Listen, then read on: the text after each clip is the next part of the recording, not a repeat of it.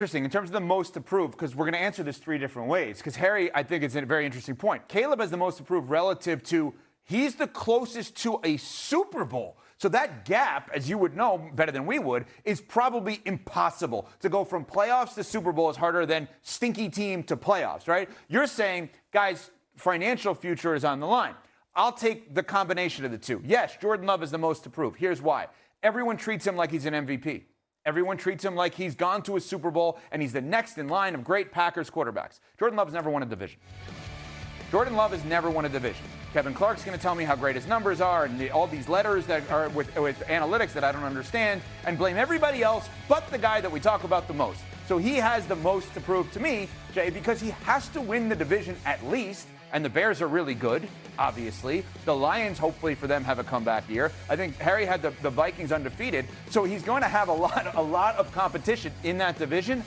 I just want to see top line of the resume. So if you think that Jordan Love was the focal point of the downfall last year, did it register with you at all when Micah Parsons goes out and the Packers look on defense what they do? You've never seen a football in their entire life. Did you clock that at all? I'm so glad you mentioned that because no great quarterback has ever played with a less than defense.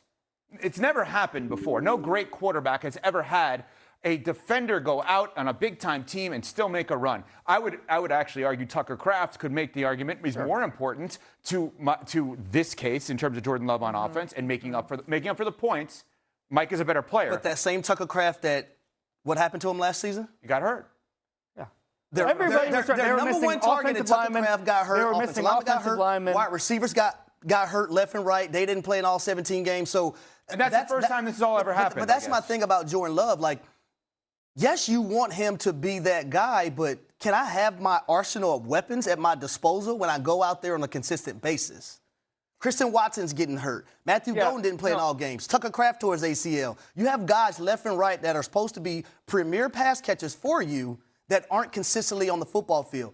But it's important this season, in my opinion, because Micah's not over there. And I think that offense is going to have to pick up not just a little bit, but a lot of the slack in the deficiency that they have on that side of the football. Which is a great opportunity. We don't know what's going to happen yet with Josh Jacobs either. I know that there might be some disciplinary things that are coming down. So if the Packers do not have Josh Jacobs and Micah Parsons for the first couple of games of the season, one game, whatever it is, where does the onus fall? It's going to fall on Jordan Love. I disagree. To produce. I think quarterbacks, the Lions a couple years ago, too injured to compete. Okay, should have won the Super Bowl, too injured to compete. We gave them grace. We said, okay, that's fine. The Niners last year, even though they did great, too injured to compete for a Super Bowl. Okay, we understood what that looked like. The Chargers last year didn't have an offensive line. As Louis Riddick said, it could have been 5 of these tables, and they would have performed just as well as the Chargers' offensive line last year. When you get injured, when you lose the best player on your team in Micah Parsons, and there was seemingly no playbook beyond that, they were basically running 7-on-7 ball out there for January. There was no playbook beyond that. You lose Tucker Kraft. You lose offensive linemen. Yes, this is a sport of context.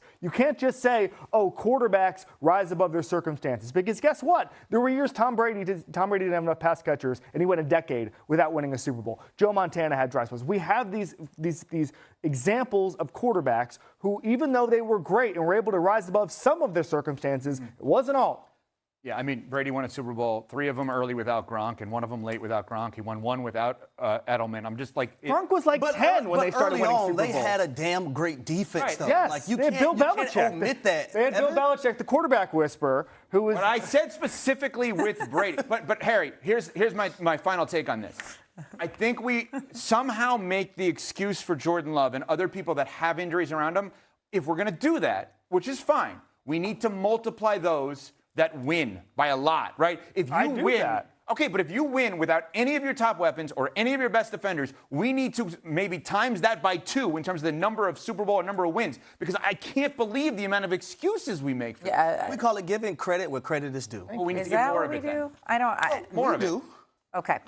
Coming up here on First Take, could Jalen Hurts' rushing ability be the key to unlocking the Eagles' offense this year? Hear how Philly's quarterback has been turning heads with his speed at training camp. Plus, will the return of a healthy Patrick Mahomes lift the Chiefs back atop the AFC West? Or does the division now run through Denver? They had some injuries last year, specifically to their quarterback. The latest in the Browns quarterback competition. The quarterback competition that everyone's watching is still going on. Minnesota's is over, but Shedeur Sanders and Deshaun Watson are waging a battle right now for the Cleveland Browns starting quarterback job. Dylan Gabriel is not a part of that competition. The Browns head coach Todd Monken has said it comes down to Deshaun Watson and Shedeur Sanders, and it is expected to be decided during the preseason. We'll see how it works out. Lewis, your thoughts on how this is shaken down so far? Look, this should be something that is played out until the very end. They should give them all, meaning the two participants in this competition, as much time as possible to go ahead and show that they are worthy of being the starter. And I think the best player should play.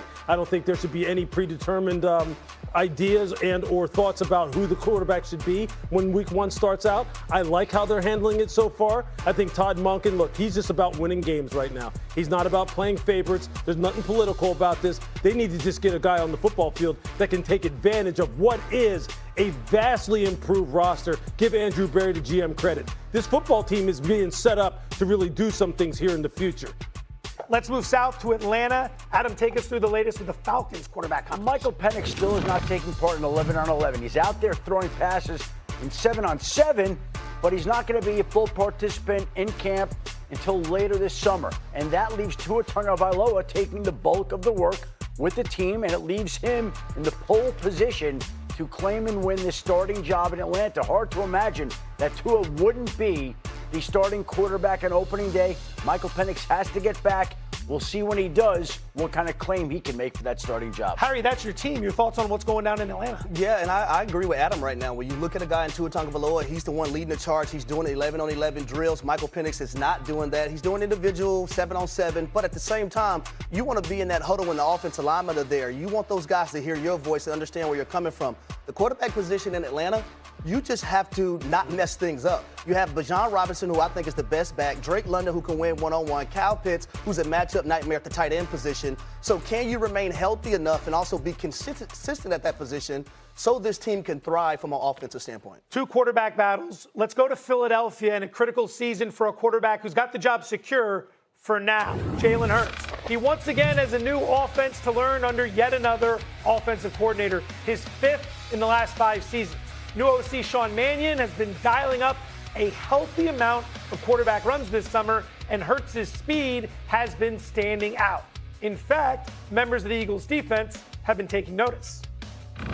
Chase him down a couple times where he be moving. Like, I don't know what it is, but when I'm watching him, I'm running, it's like a movie. I feel like I'm going slow, but he be moving, man. He's been working hard, and he's the one. Shefty, Hurts seems to have found another gear this offseason. Well, everybody that's been at camp has remarked about how quick and fast Jalen Hurts has looked at training camp. I don't know if at the age of 28 you can get much faster, but it seems like he has this summer. There's a lot to learn. They're going to lean on him to run more, operate this offense. He's going to have to be mobile, but I didn't realize that at 28 you could gain speed. How does that happen? Help me out here. So it's the offensive system that actually demands a lot of it as well. I remember talking to Matt Ryan when Kyle Shanahan went there, and he was the offensive coordinator. Matt Ryan won, offensive player MVP of the league in 2016. It demands you because you have to get over there with the play fakes, get over there and hand the football off coming under center, and on naked bootlegs. You have to be in tip-top shape from a quarterback perspective. On top of that, you look at Jalen Hurts. It's all about giving the offense an advantage over the defense. And if you have to play, Lewis, like you alluded to, 11-on-11 football, that gives you an advantage offensively because now the numbers are skewed towards the offense. Look, I think Jalen understands what's at stake. I think he understands what the discourse is surrounding him, his fit in this offense as they try to get this offense to evolve and become a much more, let's just say, diverse passing attack. I think Sean Mannion is probably, without a doubt, asking him to do some things, that he isn't accustomed to doing, maybe he isn't always comfortable doing, but he is taking on the challenge of doing. And when you know all those things are going to be asked of you, there's no doubt he probably drilled down on his preparation this offseason, unlike he ever has. Although, look, Jalen Hurts really doesn't. He has to prove something to this organization, I think, to the football public overall, in terms of, in the grand scheme of things and the way they're trying to evolve this offense. But he's a very accomplished player already. But even accomplished players, they're always looking to go to another level. Obviously, it looks like he's put in the work. And look, as far as his legs are concerned, when it's time to use them, he'll use them. It's not going to be a main focal point for their offense. But this is one of the most dangerous runners in the National Football League. And look, what we're talking about is you get down inside the 20, Jalen Hurts is a problem. As a former defensive player, when you know you're playing 11-on-11 football, that is a problem. And they cannot take that away from him. That part of his game, no matter what they're trying to do from a passing game perspective with this football team, they cannot take away the ability of this young man to absolutely dice people up, especially when you get down inside the 20. 4 straight seasons with double-digit touchdowns, and then it dropped last year to 8 because he was going to run less. Fewest rushing attempts since his rookie season. Now it looks like he might be running a little bit more. Another year, another offensive coordinator. Do you think we need to see Hurts in the preseason to get acclimated for week 1?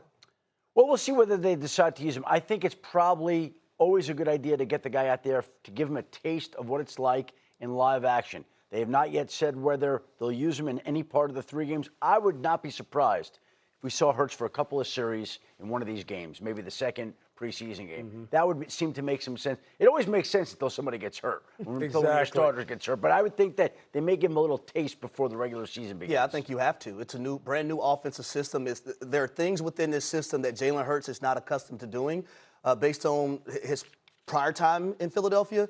So why not iron some kinks out in preseason so you can hit the ground running probably a little bit faster when the regular season does start? Yeah, it's always a little bit of a debate as to just how beneficial preseason games are. 10 snaps to a guy, of his experience and in his resume. Look, it's obviously much different putting on your game uniform, coming out for pregame, going out there in front of fans. Coaches are on the sideline. That's even much different than joint practices. It is a unique experience. But, I mean, how many reps are you going to get to where you really feel as though it was a benefit to you, relative to what's the risk that you're putting your star quarterback at in a game here where you're going to play 10 snaps, one body rolls into your leg, and all of a sudden your season is ruined. That's always the dance that coaches are trying to do. Look, I always feel as though, you get better at football by playing football in game conditions.